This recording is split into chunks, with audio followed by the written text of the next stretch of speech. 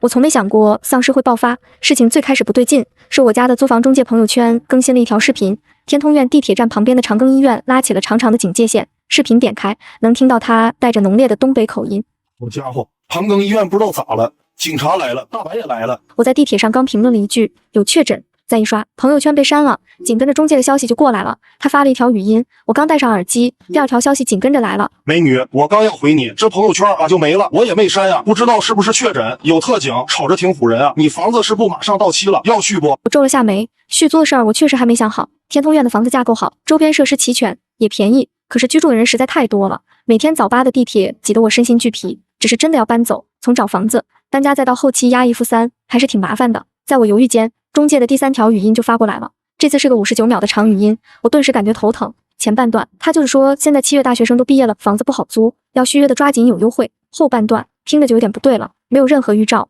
语音里模糊的传来一声惨叫，中介嘟囔什么玩意，紧接着就是嘈杂的声音，滋滋啦啦听不清，直到最后一声巨响，我耳机声音没有开很大，还是被最后那一声巨响震得耳朵一痛。我摘掉耳机，从人堆里挤到地铁窗口，往医院的方向望去，可是地铁已经快到下一站了，什么都看不到。给中介发的还要考虑考虑，也再没收到他的消息，我心里隐隐有些不安。到了公司，今天来的人只有一半，大家的话题是昨天私自发的声明，好像谁也不知道天通苑附近疑似有确诊的消息。早上听到的惨叫和巨响让我直到现在还心有余悸，我没忍住给一起住天通苑的同事发消息，他几乎秒回，抓紧离开 B 室。我心头一紧，心里的不安感越发强烈，嫌打字太慢，直接电话拨了过去。电话响了一声就接起来，那头机场正通知登机，我还没开口，他明显拉低声音，语速飞快，明天8点封城，能走就走，往死里囤物资。紧接着电话挂了，然后是他发来的一段视频，视频里录制的正是长庚医院，镜头从急诊部上一扫而过，转而放大到了急诊室里面，一个穿着病号服的男人在4个人的压制下还是挣脱了一刹那又恢复控制，就是那刹那，其中一个人的手臂被撕咬掉大块肉，鲜血直流，30秒后被抓的男子抽搐倒地，视频戛然而止，一种难以言喻的恐慌仿佛几记铁拳砸在我心口。我从前不是那种轻信网上视频的人，可是此刻我大脑不受控制的想到一个词，猛地站起来。在同事们诧异的眼神中，我低着头说家里出事了，要请假。老板被我吓了一跳，估计是想到了什么，让我赶紧回家吧。给了足足1周假，抛开脑子里那个不切实际的词，我用滴滴叫了个车，等车间隙给我爸打了个电话。电话里我让他现在马上开车回 Q 市，我今天就回家。我爸是公司在距离 Q 市400公里的 H 市上班，虽然今天才周一，但是他宝贝女儿回家，我爸这个女儿奴是二话不说就能立马赶机场的。不过电话里他还是对我突然回家有点迷糊。滴滴的车快到了，我实在没时间和他多说，只能约定等我下了车立马和他打电话解释原因。今天的2环比平时堵，就连司机都黑了好几声。我则因为视频的事焦虑了几次，回头看车格外没有安全感。可是我也知道干着急没用，深呼吸了几下，抖着手点开携程搜直达 Q 市的机票，最早出发的航班下午2点40从首都机场出发，现在就剩一张票，售价2000多。我眼睛都没眨，直接订票付款，一气呵成。紧接着我拨通了我妈的电话，我们家去年10月在 Q 市买了套3室1厅2卫的新房，因为是新楼盘，下房子慢，一直到今年4月房子才装修完。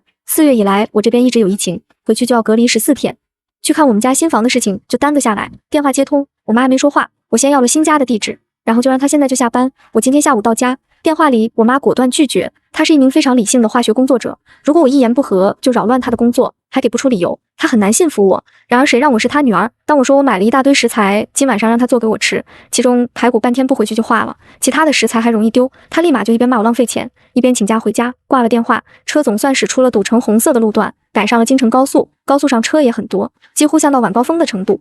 不知道这些人是不是也听说了什么，和我一样抓紧一切时间逃出去，时不待我。我打开手机的外卖软件，输入新家地址，打算从离家最近的超市下订单。Q 市是个18线小城市，市里的大型超市只有盒马、大润发和沃尔玛，这些超市在全市通常都只有2家，还分布在不同区。我想直接在外面软件上下单，这才发现我家周边根本就没有大型超市，我心里顿时一沉。点开饿了么搜索超市，这才看到一家还算正规的小卖店。我在外常年不做饭，一直是吃外卖，家里常用哪个油炒菜还真不知道。今天这么一加购，才生出一种不当家不知柴米油盐贵。至于肉类没敢在这买，小卖店的价格太暴利，肉也不一定好，不如等到了家和爸妈去批发市场买。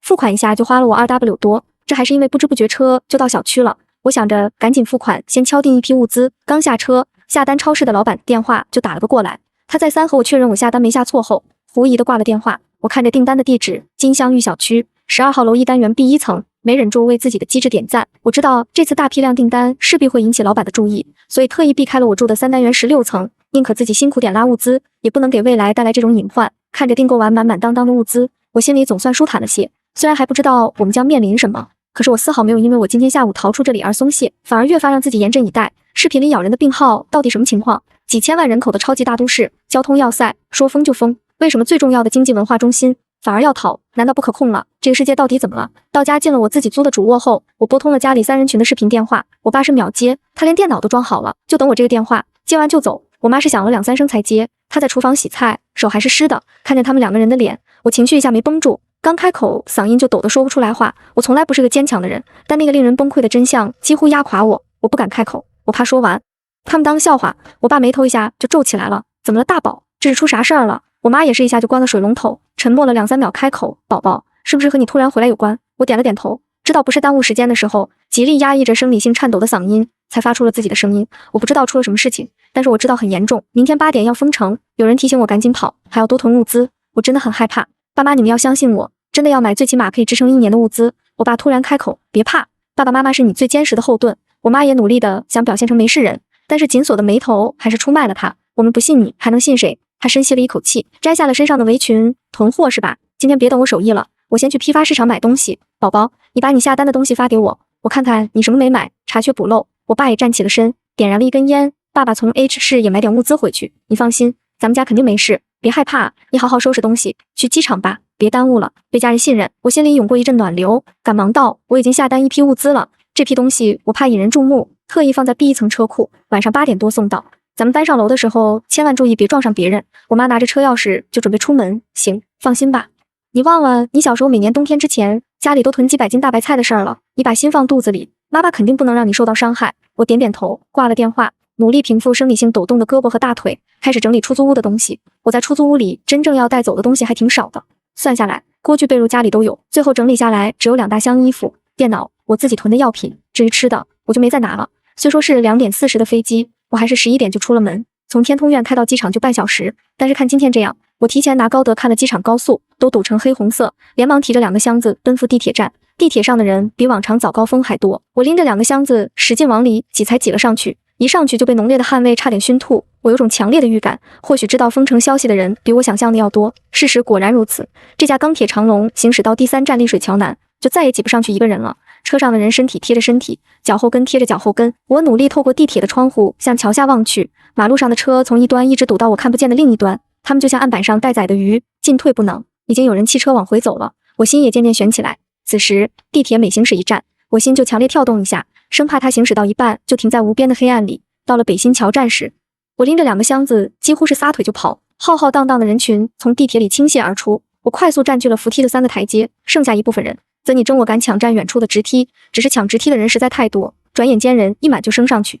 这些抢不过的人犹豫过后又往我这边跑，我一咬牙，胳膊一使劲，提起2个箱子就一步一步往上走。等到了机场专线的时候，地铁已经滴滴滴显示要关门了，我1个箱子就甩进地铁，第2个箱子直接扔在原地，全力奔跑。终于在关门的最后一刻，夹着一片衣服冲进地铁。机场专线的冷气开得比5号线还足，我一进来就被浇了一身冷汗，箱子被我甩在扶手上，这么一砸，面上直接凹进去一块。有个好心大哥把我甩进来的箱子递给我，我道了声谢，手心后知后觉的开始疼。我低头一看，2只手都被箱子磨得肿了起来，暗红从手心一直蔓延到指尖。我赶紧握住地铁里冰冷的扶手，借着凉意达到消肿的目的。机场专线没有人说话，却不安静，急促的敲击屏幕的声音铺天盖地，每个人都在发消息。我也赶紧在我们家3口群里简述了情况，然后点开微博，3秒开屏广告后，我刚准备先搜关键词看看最新消息，但是关注自动刷新出了我关注的地铁官方账号，新微博1分钟前刚刚更新，温馨提示卡位配合高速交通管制，2022年7月18日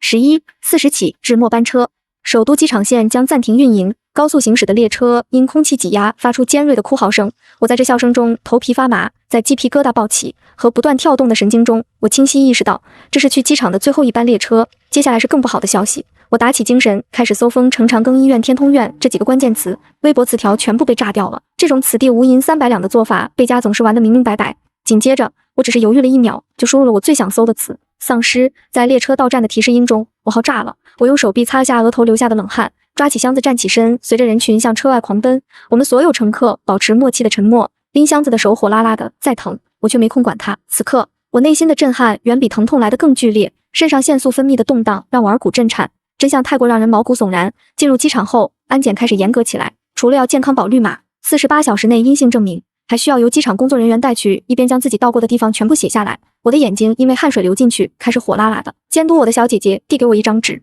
我擦脸间隙看到她手臂下压着的纸上隐约看见长庚2个字，我心一下悬起来。先是老老实实填写了公司的地址、回家后的住址、近期去过的公共场所，最后我的笔尖重新回到了我的现住址这一栏。下一刻，我将写好的填报表交了上去。小姐姐仔细看了遍我的报表，又看了看我手里紧提着的一个行李箱，简单问了我几个问题就放我走了。只是其他人好像没有那么顺利，我身后的几个人都因为不清楚的原因被禁止登机，甚至还有武警和大白跑过来压制着拖走。接下来的安检一切都很顺利，甚至排队的人也不多，坐到了43号登机口的座位上。我悬着的心终于放下了半个，因为我提前2个小时到了机场，这会儿人只是零星几个。我找了个偏僻的位置，直接拨通了我妈的电话。我爸现在应该在开车，不能让他分心。电话响了好一会，我妈才接。电话那头闹闹哄哄的，她语速极快地说着什么，隐隐约约听见什么半扇母鸡冻肉。她那边忙完才转头和我说话，大宝，妈妈这边忙，刚订了200斤猪肉、100斤牛肉、100斤羊肉、4只鸡，还差什么鸡翅鸡腿没买，你还想吃啥不？我被赵女士的行动力震惊了。原本我是提醒她多买点肉囤着，现在只能改口嘱咐她记得买太阳能发电机、电池，再多买几个冰箱。其他的我先去百度搜搜，因为时间匆忙，再加上一直保持高度紧张，我此刻的大脑也宕机。挂了电话，我从百度、知乎、H5各种平台才整理出一份表单，整理好2份表单，我总算舒了口气。将清单甩到3口群后，群里很快收到了我妈的回复，转了转僵硬了的脖子。我抬头看向窗外，天空湛蓝，今天是这座城市难得的好天气，希望一切顺利。乘坐中国国际航空 CA1111航班前往 Q 市的乘客请注意，您乘坐的航班将于15分钟后开始登机，请您拿好随身物品，从43号登机口登机。身边零零散散的乘客陆续开始排队，我注意到这班航班的乘客是真的少，只是不知道是因为没得到消息，还是因为突然的交通管制。飞机起飞的瞬间，我看到停机坪的一个死角有一个人跪地撕咬着什么，在彻底看不见他之前，他抬起了头，我们短暂对视了一瞬，那是一双腐烂的眼睛。飞机平稳飞行，我胃里却翻江倒海。起飞时那个丧尸高度腐烂的脸在我脑海里不断回放。我把座椅前排小桌板放下来，趴着极力控制想要吐的冲动，坚持住，现在吐会引起别人注意。折磨人的2小时的飞行就在这种不断给自己加油和警告中度过。一下飞机，呼吸到 Q 市的新鲜空气，我绞痛的胃总算好了一些。没想到竟然还有和我一样难受的，那是个上了年纪的男人。他下了飞机就在停机坪上剧烈呕吐起来，我看见赶忙离他远点，毕竟除了可怕的丧尸、某冠、某斗、霍乱也是我们要面临的危机。在进航空楼之前，我最后回头看了一眼他，几个工作人员和热心乘客正围着他，他好像还没吐完，腰弓得像个字母 N， 嗓子像漏了洞的风琴，发出呵的怪音。他的情况看起来不太妙。出了机场，我立马就看见我帅气的老爸，他几步迎上来接过我手里的行李箱。在这个人人本该自危的时候，我们却都如释重负的笑了。末日来临，我庆幸我能陪在家人身边。上了车，我立马注意到后座被塞得满满当当，全都是一些我不认识的5金店产品，我的安全感再度被提升。有家的孩子像快宝。我爸把我的行李箱随手塞进后备箱后，也上了车。大宝，咱们还不能回家，我们先把东西都采购完，从明天开始就不要出门了。我连忙点头，觉得这个提议好的不能再好。今天累点把物资都买完，够我们一家3口在家里富裕的过上1年，明天生存的希望才会大大提高。在这1年内，我们可以在家锻炼，强身健体，等待上面派人救援。我如果是自己一个人还好，一想到我爸妈一把年纪还要在末日里找物资，我就恨不得自己有3头6臂，把他们牢牢护在我的羽翼下。接着，我和我爸就开启了扫荡模式，我也被我爸的购买力也再次震惊到，一些我想都想不到的钢丝、铁链、复合锁、消音棉等等全被我们扫荡，到最后我都觉得有点夸张。赶在一家装修市场下班前，我爸订购了最高强度的防爆玻璃和防爆门，对方本来说没货，要3天后才能安，我爸直接大手一挥加钱，老板顿时眉开眼笑，表示现在就能跟着我家上门安装。全程我都没插上什么话，跟在我爸的后面负责推运输小车。眼见着东西越堆越高，我爸终于满意了，开着自己的 SUV 带着老板和工人一起去我们家。金镶玉小区因为是新楼盘，下房慢，入住率极低，现在能搬进来的也就10多家。小区总共东南西北4个大门，因为还没什么人住，目前开的只有北边的正门，北边的道宽，紧挨着的就是我们12号楼。搬家公司开进来非常方便，我们花了半小时就把买的东西全都运上来了。工人们干活麻利，不一会就先把门换好了。我抽空给我妈打了电话，看看她什么时候回来。她正和百货商场卖衣服的砍价砍到高潮，我一个电话，她立马说行，那我先回家吧，这衣服砍不下来价，明天我再去地下商场看看衣服。哎呦，卖家那边立马败下阵来，我服了你了，这价你拿走吧。我妈顿时眉开眼笑，我这边趁着卖家装衣服，赶忙问妈，你今天买的肉啊，太太阳能发电机那些什么时候送到？我妈声音顿时压低了。批发市场那边说把肉直接帮咱们装冰箱里送过来，冰箱和那卖肉的是一家的，太阳能发电机已经到了。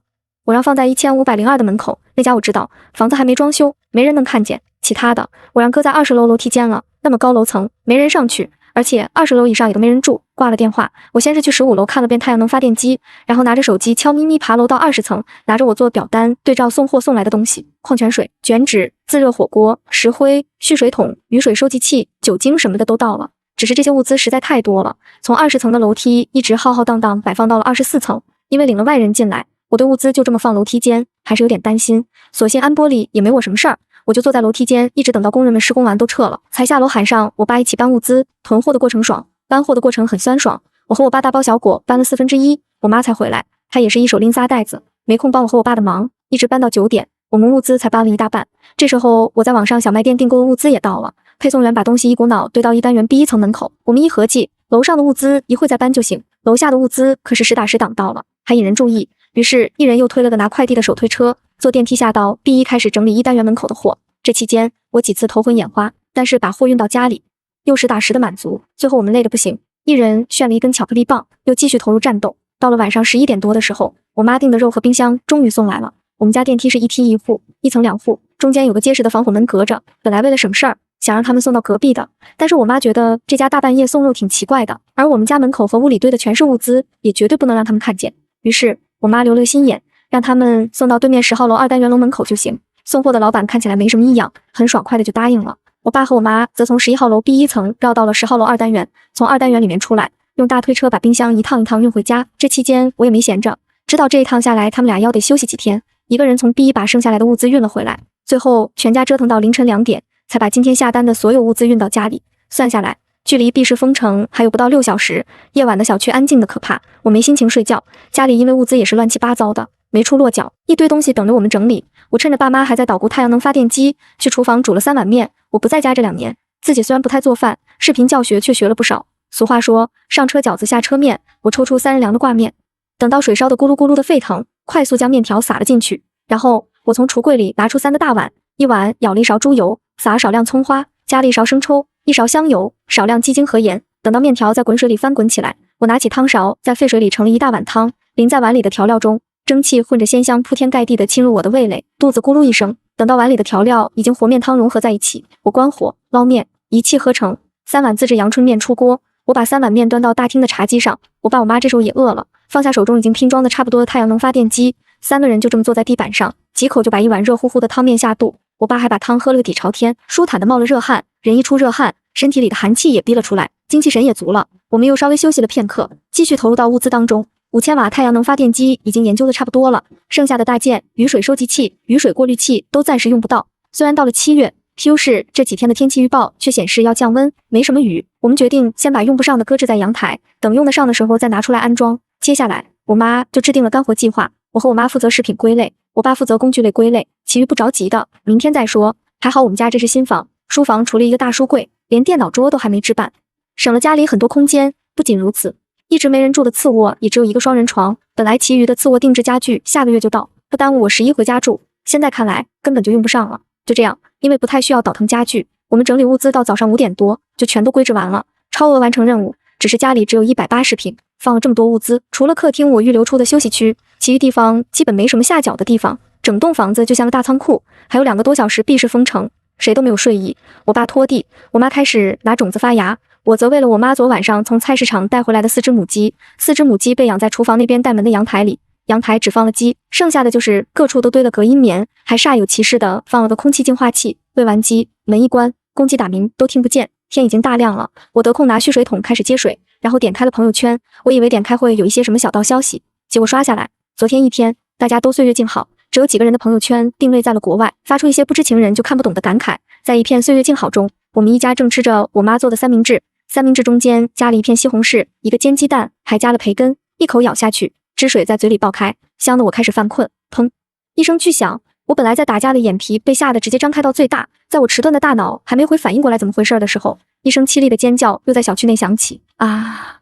分不清是男是女的哭嚎声争先恐后的钻入我的耳膜。小区内少量住着人的窗户一扇一扇打开，有人在阳台张望楼下发生了什么，有人则是直接拉上窗帘继续闷头睡觉。随着一声无意识的呕吐声，沉睡的小区终于被彻底惊醒。咀嚼骨头的声音如魔音一般环绕在空荡荡的小区，有人在高喊打120，有人在往楼下高空抛物砸向那个怪物。我躲在窗帘后面，死死盯住那个正在啃食人体的腐烂物。在不远处，几十只丧尸正往这边嘶吼着跑来。点开手机，新闻铺天盖地的在宣布全国24座城市封城。此时是闭市时间，2022年7月19日早上8点01分，丧尸在楼下徘徊着不停嘶吼。我有点后悔昨晚通了宵，现在又困又累。小区暂时还没停电停网，我们买的50个充电宝一晚上充满了10个，我替换了10个新的充电。我妈打开电脑，开始下载一些经典电影和连续剧。我爸沉默地抽完3根烟，带着一早从书房倒腾出来一些铁丝和老虎钳，在防盗门前趴着听动静。我知道他的意思，现在丧尸涌入楼内的可能性不大，趁乱打劫的人也还没冒头。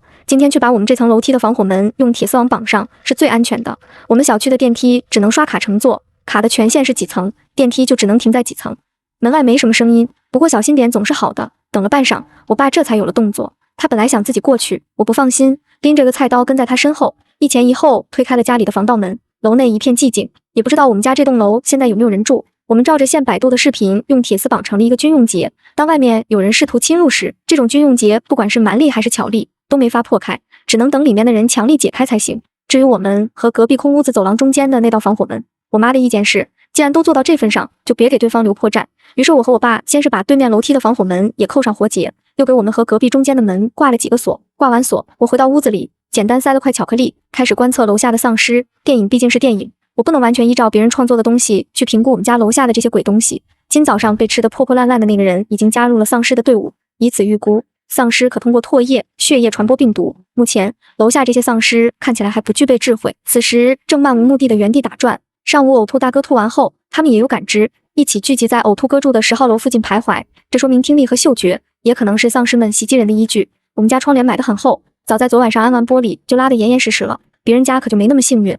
有几家的窗帘还是半透光的，屋里干什么都看得见。观察完丧尸，我又拿着笔和本开始记录我们小区的入住情况。首先是正对面的10号楼，住了最少3家。10号楼1单元702，住着的是一对老两口。10号楼3单元1201，住着一个大学回来过暑假的学生，身份来自我妈的补充。10号楼4单元502，这里就是呕吐哥的家，住着几个人不清楚。紧接着就是我们后方的14号楼，14号楼观察一上午，看得我眼睛都发直，也没看见人。前后2个楼的入住情况就暂时先这样，有新发现再补充。接连几个哈欠后，我爸提议我们全家先去补觉。虽然末日全家一起酣睡，没人守着，听起来很危险，但是由于我们提前做好了准备，今天上午也把楼梯间都锁上。以目前的情况来看，我们饱睡一顿应该还好。这一些我就沉沉睡去，直到我被一阵急促的砸门声吵醒。睁眼还是一片漆黑，可是空气中弥漫的味道却让我隐隐觉得有点不对劲，腥臭味浓得快要在空气中溢出来了。我捂住口鼻，却被手上的恶臭熏得当场干呕。我用黏腻的手在枕边摸索，终于掏出了手机，借着手机屏幕阴暗的光，稍微恢复了一点视力。距离我脸不到1厘米的位置，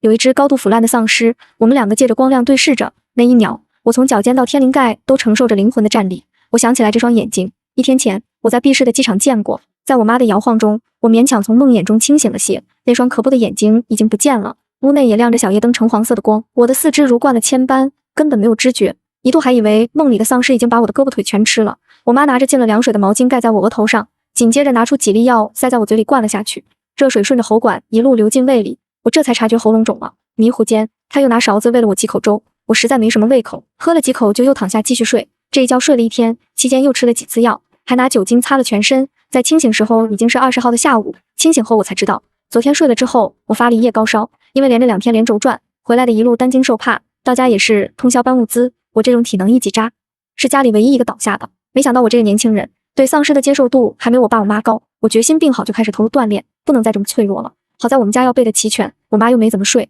一直拿酒精和毛巾给我降温，这才没成什么大病。这会烧虽然退了，但还是喉咙疼，头也因为发了高烧，一晃就跟炸了似的。醒了后，我去洗了把脸，配着我们家自己腌的蒜茄子，喝了一碗粥，晕眩的感觉总算没了。我妈去补觉，我则开始观察楼下的丧尸。1天过去，10号楼和12号楼之间的丧尸总数没变，还是11个。这意味着我们小区很可能没有新增丧尸，不知道是不是因为疫情，小区居民储备都挺充足的，大家丧尸片估计也没少看，到现在也没人下楼作死。这些丧尸不知道到底是依靠什么元素存活，除了人类外，好像根本不需要能量摄入，小区里的野猫引不起他们的兴趣，而且他们不怕白天，听见声音就一股脑扑上去撕咬，可见他们对声音的敏感度很高。新闻报道，这次大规模封锁城市是因为有疫情变异株存在，传播风险极大。这种解释完全在我意料之中，只是不知道还有多少人会被蒙在鼓里。接下来几天，小区内的丧尸一直没有摄入能量，行动不再如最初那样灵敏。14号楼终于有了活动的迹象，2单元的1602正对着我家。我在拿双筒望远镜观察丧尸的时候，扫到有个男人正在窗户上贴纸条，我连忙喊来了我爸，终于认出了他歪歪扭扭的撕的大字“跪求物资，给不给”，这是一个世纪难题。在我纠结期间，对面的男人似乎是饿晕过去，他在窗户前一动不动。我们一家3口开了个短暂的小型家庭会议，或许是因为末日刚到来不久，秩序还未崩塌。此刻，我们心中希望的种子生根发芽，期盼着不久之后上面派人救我们。最后，一家人一致决定给，但是不能给太多，才不外露的道理我们还是懂的。末日之下，2包压缩饼干，2块巧克力棒，就这样轻而易举地拉回了一条人命。至于撑多久，那是他该去考虑的。我们毕竟不能永远接济他。末日之下，人心变幻莫测，确定给他物资，我整个人都轻松了一些。只是关于怎么给他，却又是一个难题。我们家和14号楼中间间隔大约50米，高空根本就扔不过去，要我们冒着生命危险去给他送，那也不可能。就在这时，我们这栋楼不知道哪户自家里有无人机，机身挂着2包方便面，就从我眼前飞过去了。显然注意到他求救的不止我们一家。送物资的在遥控无人机方面显然是个新手，无人机几次差点保持不住平衡掉下去，这才堪堪停在对面16层那户人家的窗台上。晕倒的男人还在窗户前趴着，是他在旁边等待已久的同伴接过来的。无人机的嗡鸣吸引力一部分丧尸，一开始是兴奋地跟着去了14号楼附近，等到无人机回来，就跟着来到我们12号楼下。丧尸的听力变得更加敏锐了，无人机的主人似乎就住在我们几层下。这几天日子过的，我都快以为我们这栋楼只剩下我们家了。之前饿晕的男人也醒了，弓着腰，捂着未单手拉上窗帘。14号楼再次恢复成一潭死水。当天晚上是我守夜，爸妈都去屋里睡了。我本来在看书，却听到一阵奇怪的声音，嘎吱！我关掉了小夜灯，把手里的书放下，竖起耳朵听是从哪发出的声音。随着一声声怪响，我慢慢把耳朵贴到地板上，声音却消失不见了。不对劲！我维持着一个动作，趴在地板上几分钟，除了秒针滴答滴答的走，世界安静的仿佛只剩下我一个人。我深知这时候不是该放松警惕的时候，刚准备去卧室把我爸叫醒，几声模糊的哀嚎从我右手边的阳台下传来，我被那声音吓得一个机灵，匍匐到窗口，掀起一角窗帘向楼下望去。斜下方14层次卧玻璃破碎的声音猛地响起，在深夜里格外让人心惊。一个女人满脸是血，被一双大手掐着脖子，半只身子被推到了窗外，悬在半空。她挥舞的手臂亮晶晶的，我仔细看才发现是扎进去的碎玻璃。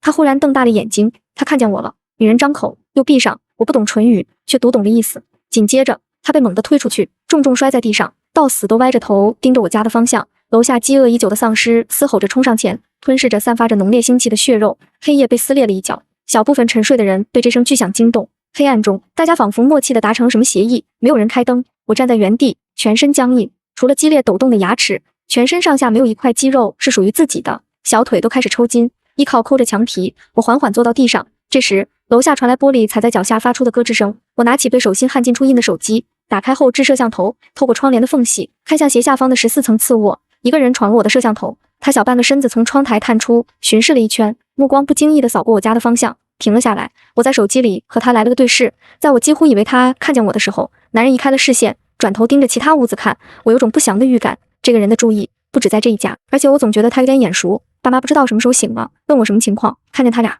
我终于如当头一棒般想起来这男人是谁。今天在14号楼1602拿我楼下邻居2包方便面的人正是他，一想到遇害的可能是送他物资的人，我冷汗刷了一下，就顺着鬓角躺下来。听完我的叙述，爸妈都没了睡意。我爸甚至可以肯定，遇害的一定是那家好心的邻居。我妈听完，汗毛都炸起来了。如果不是邻居家先送了物资，很可能今晚被害的就是我们家。她后怕的开口，这是道，做好事还能惹来杀身之祸。我们一家心情沉重，末世血淋淋的事实被粗暴地摊在我们所有人面前。不要试图考验人性，这是丧尸爆发以来这个世界给我们上的第一课。我们一家人深知，现在不能沉溺在后怕里，反而要打上12分精神去应付这个杀人犯，因为他的目标可不止楼下一家。当他潜入我们12号楼后，12楼全体住户都处于极度危险的状态。这个人到底是怎么从14号楼来到我们12号楼的？楼下那么多丧尸，想要避开几乎是不可能的事情。我们当初没有给他送物资，就是因为不知道怎么跨楼。我总觉得漏掉了什么，回屋拿出我最近观察做的笔记，这才想到从丧尸爆发开始，小区内就没有人外出，没人外出就很大可能意味着没有新增。我们小区的地下车库需要扫描业主车牌才能进去，特殊车辆特殊处理，所以如果最近没有人开车出去，也没有人让丧尸进入楼，那丧尸大概率就没有办法进入地下车库。而如果丧尸感染，只能通过接触传播。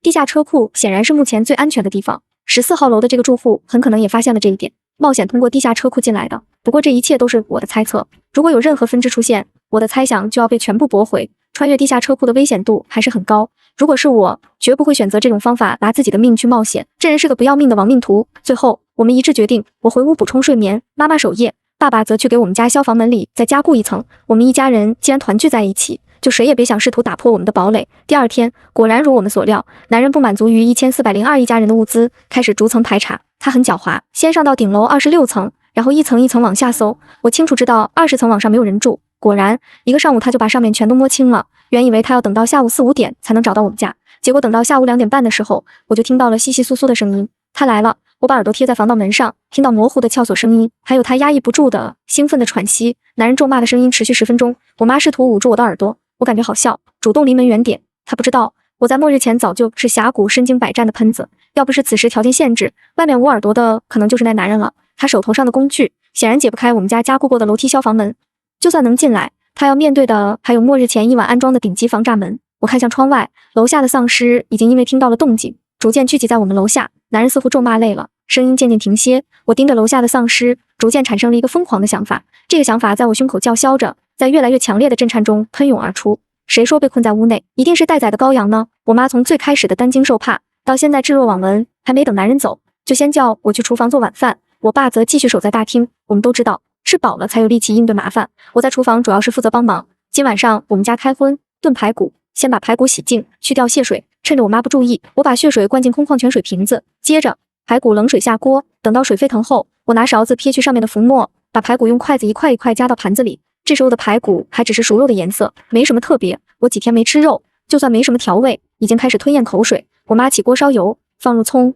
姜、蒜爆香。趁着她把排骨倒进锅里，加入料酒、生抽、老抽翻炒。我提着灌好的水瓶进了厕所，等藏完，排骨已经上色完毕。我加入提前烧开的沸水，盖张锅盖，大火焖煮。外面的男人终于累了，临走前放下狠话，咒骂着要我们好看。我回到大厅，想透过窗户看看能不能看到他的行迹。下一秒，他大剌剌出现在1402的次卧，看到我后，甚至挑衅地朝我们家方向扔了个空瓶子。瓶子当然没有砸到我们，甚至连15层都没到。但是我被他突然的行为吓得表情一变。男人达到目的，露出下流的笑容，紧接着做出一个羞辱人的手势。昨天女人临死前对我做的口型出现在我脑海里。她说快跑，我神色不变，似乎真的被她吓住了，藏在背后的拳头却越捏越紧。她更加兴奋了，用2只手指指了指自己的眼睛，然后又指向我。我盯着她的方向又看了一眼，转身彻底将窗帘拉上。楼下丧尸们争先恐后的啃着刚刚掉下来矿泉水瓶子，矿泉水瓶子很快被他们撕咬得4分5裂。他们太饿了，排骨出锅，香气四溢，光是闻味道我就不行了。在别人家都在干吃方便面的时候，我们家竟然能炫上一顿色香味俱全的排骨。我觉得我来这个世界可能就是为了这顿排骨来的。色泽晶莹的米饭上桌后，爸妈动筷，我也迫不及待夹起一块排骨送到嘴里，不用使劲，我嘴里那块排骨的就自动脱骨，肥而不腻，瘦而不柴，味道刚刚好。我又低头塞进去一口大米饭，粒粒饱满的大米和富有弹性的肉混合在一起。这一顿饭，我如果有精神值，那此刻它一定全部回满。最后，我们一人吃了1碗半的大米饭，把炖排骨香浓的汁水泡了饭，这才心满意足。饭后，我爸承担起洗碗的工作，我则拿着手机摆弄提前下载下来的音乐。家里的垃圾已经堆满了，逐渐散发臭味，生出蝇虫。我提议适当的往楼下扔一部分，我妈觉得积攒下去也不是办法，只能先这么处理。现在高空抛物根本不怕砸到人，毕竟下面的都不是人。我拎着一袋子垃圾，打开大厅的窗户，和1402的人见了正着。他正盯着我们家，不知道在琢磨什么。看见我出来，冲我猥琐一笑，露出一口黄牙。我也笑了。在他开始觉得不对劲前，拎起我手里那袋厕所垃圾，像他扔给我的那个空水瓶一样，扔向1402的方向。当然，和他当时的行为还是有些不一样的。比如他扔的是空水瓶，我扔的是满满的垃圾。他从下往上抛，我是自上往下砸。看着他满脸垃圾、暴跳如雷的样子，我正式的和他说了声嗨，打完招呼，我立马就关上窗户，拉上窗帘。激怒他的目的已经达到了，现在就是收网的时候。我从厕所掏出提前准备好的2瓶排骨血水，趁着我爸妈都还在忙，打开了家里的防盗门溜了出去。开门瞬间，刚好听到他从楼下摔门而出。我估算着时间，等他一推开14层楼梯间的门，飞速叫了电梯。电梯是从1楼过来的，还在路上，男人就已经先一步到了我们家楼梯口，这样正合我意。我原本还担心叫电梯他从14层截胡，现在他老老实实在我们16层砸门，反倒解决了最大的难题。随着电梯数字跳动，我的肾上腺素也跟着飙升，手心发烫。在他不断咒骂和踢门间，电梯终于到了。我拎着水瓶，小心挪动着脚步，尽量一声不发进到电梯里，心脏剧烈跳动，让胸口都开始抽疼。一进电梯，我就刷卡选择1层，电梯顺利下去。1层的单元门如我所料，并没有侵入的迹象。这几天楼底下的丧尸特征和数量我早有记载，今天下楼前也专门观察过，丧尸除了新增，没有减少。这再次印证我关于丧尸暂时还没有侵入楼内的猜想。而且这几天也没人出去过，大家都看过丧尸片，有自己的判断，没人想做出头鸟。14号楼杀人犯可以利用的条件，我也可以。丧尸已经饿得抓心挠肺，只要有人作死出门，就会马上落入丧尸群，转化前就被吃得溜干净，根本没法活着回来。我先把1楼的楼梯间消防门打开，将瓶子里的血水一股脑泼洒进去，然后拎着另一个瓶子和手机，贴着墙壁往单元门走去。男人的谩骂和砸门的声音隐隐约约传来。外面的丧尸虽然还没完全到单元门口，可是离得也不远了。我先把开了盖的水瓶放地上，然后小心翼翼拧动了门锁，咔嗒，单元门解锁的声音在安静的小区里格外突出。有几个丧尸转头向我这边缓慢移动起来，我深吸一口气，将门一点一点推出缝隙。丧尸被门的咯吱声吸引，狂躁地发出嘶吼。我鼻尖渗出细汗，把开了盖的水洒在门缝中间，然后掏出手机，在越来越多的丧尸聚集过来前，把瓶子在门缝间一架，播放了手机里提前下载的春节序曲，撒腿就跑。在喜气洋洋的音乐声中，丧尸被血腥味和声音吸引，争先恐后的从门缝往里钻。我的手又抖又稳，电梯卡一下就刷到16层。关门的刹那，无数丧尸嘶吼着奔向我，他们的恶臭透过已经关闭的电梯门钻入我的鼻子，又顺着鼻管流入喉咙。我顿时扶着把手干呕起来，难受的眼球充血。熬到电梯到了16层，我捂着胃，逃也似的蹲在门口。男人还在骂，消防门已经被他锤出一个明显的凹陷。我最后看了眼消防门，然后钻进了屋子里。过了一会，惨叫声响彻整栋楼。爸妈很快就反应过来我做了什么。这是20多年来我爸第一次在我面前红了眼眶。他想不通我哪来的胆子敢孤身一人跑到1楼直面丧尸和那个杀人犯。他更想不明白为什么这么危险的事情是我去做，而不是他。他没有因为我的危险行为而责备我，更没有因为那个死掉的男人谴责我的行为。他只是听完我的计划，沉默地回到房间，关上了门。可他的沉默比责备更让我难过。今晚是我妈守夜，我睡不着，半夜从屋里出来和她说说话。小区的星星特别亮，人类活动减少之后，天都清澈了。我妈知道我有话要说，就那么看着我。我被她这么一看，反而说不出来什么了。对家人爱意的表达，似乎一直是大家要面对的难题。宝贝，你今天的行为真的那么万无一失吗？我张开嘴，瞎话就这么蹦了出来。当然了，我又不傻，怎么会拿自己的命开玩笑？我妈那么盯着我，我自己心里就先发虚。其实我知道计划存在很多漏洞，如果丧尸在我进电梯前就抓到我，如果外面的男人回到14层发现不断变化的电梯数字，我现在都凉得不能再凉。我的计划高回报却也高风险，所以我从没打算让他们参与进来。我妈看着楼下的丧尸忽然开口，在你眼里我和你爸是需要躲在你身后被你保护的人吗？我默不作声。她接着说道，眼睁睁看着孩子去冒险，还是因为保护自己，对父母来说是最残忍的事。你有没有想过，当时要食物的是2个人，那另一个人呢？他会不会躲在14层偷袭你？我这次是真的不知道说什么了。我确实没想过这个问题，好像从他杀害14层那户人家之后，我一直默认他是一个人。宝贝，抛开父母这层身份，你要学会和其他人合作。我妈第一次露出这么严肃的表情。我们不是累赘。我爸不知道什么时候从屋子里出来，眨眼间就过去1个月。从7月末开始 ，Q 市断水断电，最开始还好，时间久了，从楼里被迫出来找物资的人就多了起来。我们家记录在册的有13人，最后真正回来的就5人。在其他人为食物水源发愁时，我过得实在是幸福。1个星期2次肉，顿顿都被我妈做出花来。到了8月底 ，Q 市正是热的时候，家里只买了2个太阳能发电机，为了省电，空调、风扇都没开，只能靠扇子物理降温。白天我就蔫蔫地待在阳光晒不到的地方，晚上守夜，开着窗户还能比白天舒服些。又熬了半个月，在我感觉自己已经开始耐高温的时候，9月的夜里下了一场大雨。这场大雨来得突然，下得狂野，顷刻间便如天下倒下来的一盆水，吵得人睡不着。持续下了2天后，暴雨停止，转而又是1周的绵绵细雨。在我开始尝试红糖生姜水让膝盖舒服些的时候，雨终于停了。北方的排水做得没南方好，以前也没经历过这么大的降雨量。接连下雨，直接让1楼泡在水里，2楼也岌岌可危。我开始担心楼房被雨水泡久了会不会坍塌。我妈说没事，雨水泡久了大概率只减少楼房的寿命。我这才放下心，楼下的丧尸都消失了，沉在水里不知是死是活。雨停的第2天，有人按耐不住，先往水里扔了一堆垃圾，丧尸没什么反应，那人就弄了个简易木筏，大着胆子出去找物资了。他回来时候已经很晚了，带回一整筏物资，激动的手舞足蹈，和接应的同伴搬了10多分钟才全部搬完。又过了2天，水里的丧尸还是没动静，出去的人就多了。这时候的水位下去了些，已经露出丧尸的头顶。之前顺利回来的5个人又冒险各自弄了小木筏组队出去。我们家还是过着自己世外桃源的日子，丧尸不消灭，物资不用完，我们就不会离开我们自建的末日堡垒。更何况楼里还有我之前放进来的丧尸，楼外的丧尸被水淹了，楼内的却还是时不时挠个门。那队人回来的时候天都黑了，楼下的水又下降了一些，丧尸的头已经完整的暴露出来。水位一低，木筏就不太能支撑众人家物资的重量，他们不敢冒险趟水走回来，只能选择少带点物资。昏暗的灯光下，鬼影幢幢，我总觉得楼下的丧尸在看他们，这只是一种感觉，因为丧尸的眼球已经彻底腐烂了。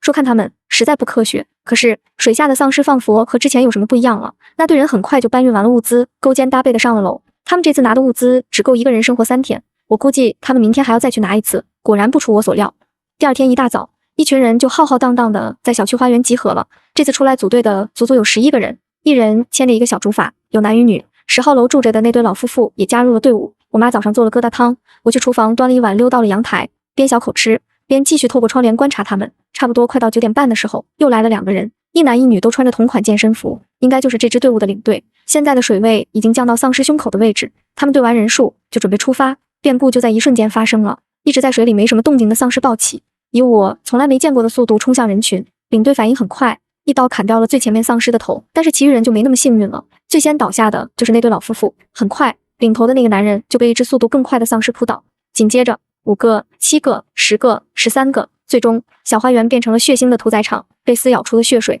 最后与浑浊不堪的污水杂糅，小区恢复平静。放佛刚刚什么都没有发生，只是空气中浓重的腥气让我放佛快溺死在这味道中。那些人零星剩下的残渣散落在污水里，空旷的小花园，泡烂的野草，像一个个见证这场屠杀的衣冠冢。风吹过空荡荡的小区，我冷不丁发现这群丧尸都朝着一个方向望去，顺着目光看过去，那是一只更巨大更强壮的丧尸，他的眼神中没有普通丧尸的呆滞。其余的丧尸簇拥着他来到小花园，他仿佛在欣赏战利品。我忽然意识到这是一只智慧体，小区楼下的丧尸进化了，并且诞生出了一个首领。我将观察到的告诉父母，考虑到丧尸也在进化，综合目前我看到的丧尸，我将他们称为1期、2期和3期。1期丧尸就是末日初期的那种，主要表现在没有智慧。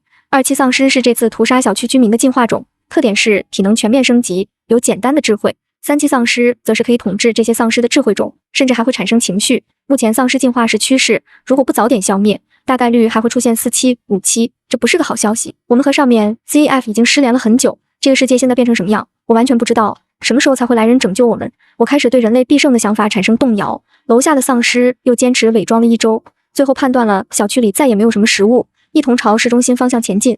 我们家等到小区里最后一只丧尸离开，终于松了口气，可是巨大的孤独感又缠绕着我。这个世界太安静了，放佛只剩下我们一家3口。我妈看出我有些难过，把家里种菜的任务交给我，我播撒着种子，放佛在培育人类的希望。家里之前买的土豆有一部分发芽了，我把土豆和这批蔬菜一起种，先用刀将发芽的那部分挖出来，接着把它们埋在装满土的矿泉水瓶里，等到叶子长出来，就把带土的根茎挖出来，放在更大的快递纸壳箱里，和其他发育成功的种子一起种。这批蔬菜每20天集中施1次肥，期间长出的花苞我都用剪刀剪掉，防止整株植物营养不良。夏去秋来，秋去冬又来，等到第4次施肥的时候，已经是23年1月初了。其他蔬菜早已成熟，盆里完全被小土豆霸占了。我把这波土豆从土里都拔了出来，小部分放在厨房洞上，小部分在冰箱保鲜层，其余的都带回屋里。进了屋，我直接蹦到床上，把手里的土豆一放，回到被子里缓解被冻得瑟瑟发抖的身体。屋里的炭火烧得正旺，我爸我妈在床上正看下载下来的《甄嬛传》，里面剧情正进行到逆风如解意，容易莫摧残。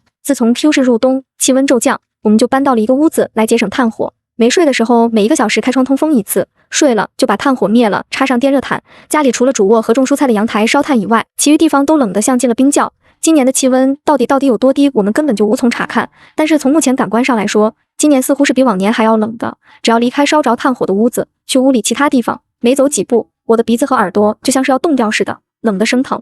今天是小寒，比昨天又冷了。我们这边的风俗是今天要喝腊八粥，只吃腊八粥太简单，冬天还适合吃羊肉来缓解体内的寒气。现在没条件把羊肉吃出花样，我们选了最容易的涮羊肉。我妈昨晚上就泡了家里仅剩的糯米、薏仁米、绿豆和红枣，放在卧室的桌子上，然后把2斤羊肉切成片，提前准备了今天涮羊肉的主菜。爸妈看我回来就准备开始做饭了。现在我们做饭都在主卧，如果在厨房，不出1分钟，做饭需要用到的水就会结上一层薄冰。我妈将泡好的腊八粥食材和大米加了矿泉水，一起放在电饭煲里，开始熬腊八粥。我向来不爱喝腊八粥，就算是去年的腊八节，我也一口都没动。但是今年不同，今年粥里的食材对我们来说都格外珍贵。在丧尸爆发的半年里，我们格外珍惜食物，腊八粥做起来简单。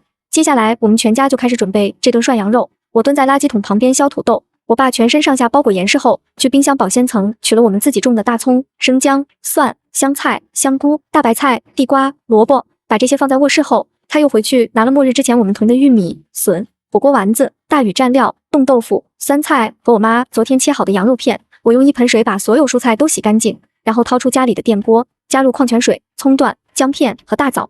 我妈那边已经把菜都切好了，我们把东西一摆，3个人齐刷刷回到各自被窝里，就看着水慢慢开始咕噜冒泡，热气蒸腾而上。我体会到美容院蒸脸服务，舒服的开始犯困。手机里的《甄嬛传》还在播放，它变得没那么重要，化为这顿涮羊肉的背景音。水一开，我妈先下了一大盘羊肉，我紧跟着往里下了丸子和冻豆腐。不一会，满屋都是香气。我夹了一块肉，沾了蘸料塞在嘴里，半天说不出话来。第一锅肉很快就被我们一扫而光。我又下了第2盘，顺带着把切成片的土豆和红薯也倒在里面。之前下锅里煮的冻豆腐已经可以吃了，我蘸了料，小口小口的咬着吃，牙都是烫的。我爸又给我加了煮的软趴趴的白菜，我用筷子配着料撕成条，白菜入口即化。这一顿我们吃的大汗淋漓，我不自觉把毛衣脱了，只觉得现在要是离开屋子，头上都能冒出热气来。最后我盛了一碗汤，此时的清汤因为融合了肉的鲜美、菜的清香，还有酸菜独特的风味，我大口喝完，感觉人生得到了升华。这顿吃完，我妈将热汤倒进一个大碗，放在屋外冻上。我趁着热乎劲和我爸一起锻炼，我做了30个俯卧撑，15分钟平板支撑，60个登山跑。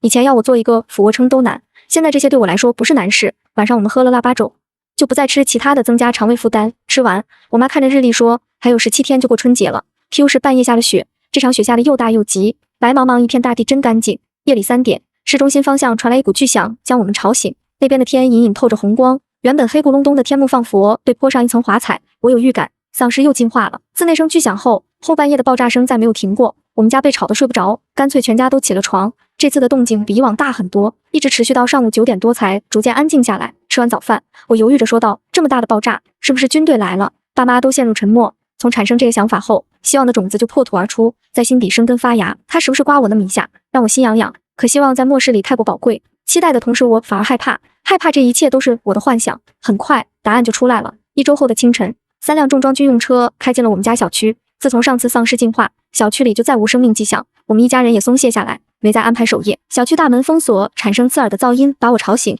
我裹上羽绒服，透过窗帘，这才发现陌生人的闯入。大门一关，下来的4个男人很快又上了重装车，开往离北门最近的10号楼。我边搓手边跺脚，看到下车的大概有足足12人，其中4个抬着一个担架进了楼，有人受伤了。这个春节过得没滋没味。半个月前，这帮人在我们小区开始常住，他们物资丰富的离谱。当天我就意识到，绝不是什么好人。大概因为金香玉是 Q 市去年唯一开发的新小区，丧尸爆发半年，他们理所当然地认为这里没人住。1周后，这群人没有仔细排查，就开始组织人手在小区大肆搜刮物资。10号楼是最先遭殃的，之前有过一面之缘的呕吐哥，尸体被从5楼抛下，他早就被冻成冰块，也不知死了多久，一摔下去，碎成了几大块。我不忍看，楼下却发出一阵口哨声，看样子这已经成为他们在末日里的乐趣。他们搜10号楼的5个单元用了一整天，还真搜到了些食物和药品。我想起来，这是之前下雨组织搜物资的队伍剩下的东西。随着这群人的搜刮，我们小区居民存在的最后痕迹也被抹掉。那些拼了命去找物资的日日夜夜，那些心惊胆战的瞬间，一切都在搜寻中轰然倒塌。我指尖发麻，甚至没有时间为他们默哀。我知道，按照他们的搜索速度，明天被抹掉痕迹的就是我们。当他们发现被锁住的楼梯间门，就意味着我们绝无生路。今天一天，我们家都靠着啃压缩饼干度过，汗也没烧，就怕露出一点马脚。对面的10号楼灯火通明，还隐隐传出音乐声。外来人似乎已经掌握了和丧尸对抗的力量，完全没有在末日如履薄冰的感觉。和他们轻松的样子相比，我们家的氛围过于沉重。我想尽一切可以利用的东西，但在脑内模拟一遍后，发现这些都无济于事。我不甘心就这么死掉。当初从 B 市逃回 Q 市，建造了这样的末日堡垒，我就坚定的要活下去。既然没有条件，就创造条件。我闭上眼，脑内逐渐浮现出一个计划。我们家门窗足够坚固，用的都是最顶级的防弹防炸材料，就算这群人暴力破坏，也可以撑上2个小时。只是我们整体战斗力不足，家里的武器只有菜刀钳子，对上他们的军火没有丝毫胜算。我有世上最坚硬的盾，却没有最尖锐的矛。既然发现问题就解决问题，自己的力不够就去借他力，比如利用那些前几天引起市中心爆炸的丧尸。很快，我爸和我妈摸着黑，用床单做了一条简易的绳子。我将绳子的一头绑在自己身上，另一端交给父母。为了行动方便，我只穿了件毛衣，脱了羽绒服，在室内冷得打几个激灵。窗户很久没开过，已经冻死了。我用尽全力才一点一点把它掰开。外面的风是刺骨的，开窗的声音在夜空中发出沉闷的鸣叫，又消散在呼啸的东北风中。好在声音不大，我在窗台上蹲了足足1分钟，才在身体僵硬前迈出了第一步。跨出窗户，站在窗台沿，彻底从室内转到室外。我冻得连哆嗦都打不出来，没时间再适应气温，我直接原地蹲下，然后抓着绳子，一点一点把身体悬空，再缓慢的下降。床单构成的绳子发出令人牙酸的咯吱声，我却一点都不怕，甚至在这场冒险中热血沸腾。3分钟后，14层被打碎的次卧窗户近在眼前，我一脚踩在14层的窗户沿上，用手臂护着脸钻了进去。入眼是一间破败的卧室，房间里打斗的血迹早就干涸，甚至在深棕色的地板上并不明显。我甚至快认不出这是当初从楼上被推下去的女人家。我几步打开次卧的门，去找这次的目标。一切比我想象的顺利。当初用来送物资的无人机，此刻就摆在餐桌上，只是它已经被冻得冷硬，机身灰扑扑的，不知道还能不能用。接着我又找到了无人机的其他配件，拿好这些东西后，我重新回到次卧，拽了2下绳子，绳子很快抖动了一下。我先把无人机和充电器绑在上面递了上去，看着绳子慢慢的往上移动，我总算松了口气。后知后觉的感觉后背都被冻得发麻。又等了2分钟，绳子重新出现在我面前，我熟练的把它绑在身上，然后踏出窗户往边缘挪动，下来容易上去难。我足足花了20分钟的时间，才有惊无险的爬回16层。一进来，我妈就把窗户关上，给我灌了一碗姜汤。我清晰的感受到它是怎么从喉管流到胃里，胃里猛地一热，迎接我的就是胃痉挛。脱了冒着寒气的毛衣，我这才感觉到浑身被冻得发痒。我妈早把主卧弄得暖烘烘的，我钻进被窝，蜷缩着缓解身体不适，看着床边亮着红灯的无人机，我满足了，它没坏。迷迷糊糊的睡了3个小时，我总算缓过劲来。天还是黑的，现在才早上5点，我实在吃不下去压缩饼干，简单对付了一口。我妈在给无人机贴暖宝宝，希望它能在低温下撑久一点。到了5点半，一切准备妥当，我爸把手机固定在上面，又一次打开了次卧的窗户。风已经没有夜里大了，天还是暗的，伸手不见五指。我们的无人机跌跌撞撞起飞了，一般无人机可飞行时间为30至50分钟，我们这一款是特别的，扣掉寒冷、没保养的因素，保守估计能飞23分钟。也就是说，我们的无人机只能飞11分钟，然后就要返航了。特别这个系列的无人机无风时速可到80千米每小时，我们保守估计在40千米每小时，而这11分钟，无人机只能行驶7000米。7000米以后，我们必须返航。但是对于 Q 市这座小城，7000米足够了。我们距离市中心的直线距离只有5000米。无人机的画面实时转播，街道边上停着很多烧毁的车，店铺的玻璃门已经被打破。机身穿过一间间残破的大楼，四周一片漆黑，但这款无人机带有夜视功能，所以周边大部分环境都可以看到。我们全家紧张地盯着屏幕，等待一线生机。10分钟后，我设定的闹钟响彻 Q 市这座沉寂已久的城市，春节序曲和空荡荡的街道形成强烈的反差，平添一丝诡异的气息。透过手机传回来的实时画面，想象中的丧尸大队并没有跟来，我后颈出了一层白毛汗，心脏猛地敲起了战鼓。此时，无人机电量已经跌得只剩一半，我爸被迫调转机头回家。毫无疑问，我的计划失败了。在我想象中，无人机这次制造的响声会吸引市中心进化的丧尸进入我们小区，到时候他们和外来者爆发激战，我们再通过拖延出来的时间想别的解决办法。可是我这次什么都没引来，我的推测完全就是错的。无人机充电一充就要4个小时，下一次飞行只能等到上午10点，到时候外来者已经开始搜索楼内，一切都晚了。清晨5:53，无人机准时停到了家里的阳台上，天依然黑咕隆咚。我妈把手机取下来，关掉还有7分钟就要响的闹铃，我爸则把无人机送回屋里充电。外面黑得像浓稠的墨，我在这厚重的黑色里焦虑得喘不过来气。7点多，对面的外来者就有苏醒的迹象，我们一家再也睡不着。我爸沉默地去给外面的消防通道加固，我妈在研究怎么把磨好的刀利用最大化。好在那群人还要吃饭。早晨8点，对面炊烟袅袅，我只能祈祷这群人再拖延一会儿。可是命运的天秤再次向他们倾斜。半小时后，有2个穿着厚重的羽绒服的人向他们身后的8号楼走去。就在我松了一口气的时候，又有2个人带着工具嬉笑着来了。他们的目标很明确，就是我所在的12号楼。该来的还是来了，我感受着胸腔带来的震颤，耳膜跟随心脏的快速跳动，发出咚咚的声音。这声音越来越大，几乎盖过所有声响，和我的头骨形成共鸣，撑起蹲麻的身体。我想回到房间里缓缓，室内的空气不知什么时候变得稀薄。我努力睁开眼睛，可是眼前的一切越来越粘稠，变成深绿色看不清的世界。哈哒，我低头看下去，我流鼻血了，抬起胳膊仰头，我妈用水给我冲洗了鼻子，鼻血总算止住了。楼下的防盗门传出撞击声，我躺在床上看着惨白的天花板出神。我妈看我状态不对，强硬的给我塞了一块冻得邦邦硬的巧克力，据说甜食可以唤醒体内的多巴胺，让我快乐起来。我没滋没味的含着巧克力，情绪却真的慢慢好转了。我决定再试一次，这是我的孤注一掷，是我们全家生命消亡前最后的挣扎。1个半小时后，上午10点，无人机准时从我们家窗台上起飞，机身上多了几个醒目的字母 SOS， 那是我用剩余的笔血涂抹上的。外来者还在专心致志搜物资，他们已经搜到8层，搜到16层只是时间问题。这次无人机飞得游刃有余，它快速地穿过小区，消失在我们的视线里。我的手不自觉地发抖，我祈祷，希望血液和声音能吸引到大批丧尸，带来奇迹。手机里的实时画面比黑天的时候更加清晰。飞行大概1分钟，我的手机就开始放歌了。这次我没有设置闹铃，直接创建了个歌单，不间断的播放音乐。为了防止惊扰到其他人，我还独自录制了1分钟默音，专门用在起飞最开始的1分钟。除了声音上的调整，我们飞行也改变了方向。这次无人机全程往东边延展，斜着飞向城市的另一个商圈。白天的街道比晚上更加萧瑟。从咱们工人有力量到春节序曲，再到义勇军进行曲，无人机一路高歌。可是画面中依然没有出现丧尸的影子，我的心渐渐沉下去。我不明白，城里的丧尸都去哪了？之前市区的爆炸，难道不是丧尸和人类爆发了战争吗？很快，无人机就飞满了11分钟，该返航了。我爸把无人机的操控权交给我，他则去修缮屋内防御。我操纵着方向，心里就像被泼了一盆冷水，哇凉哇凉的。回来的路上依然一片沉寂。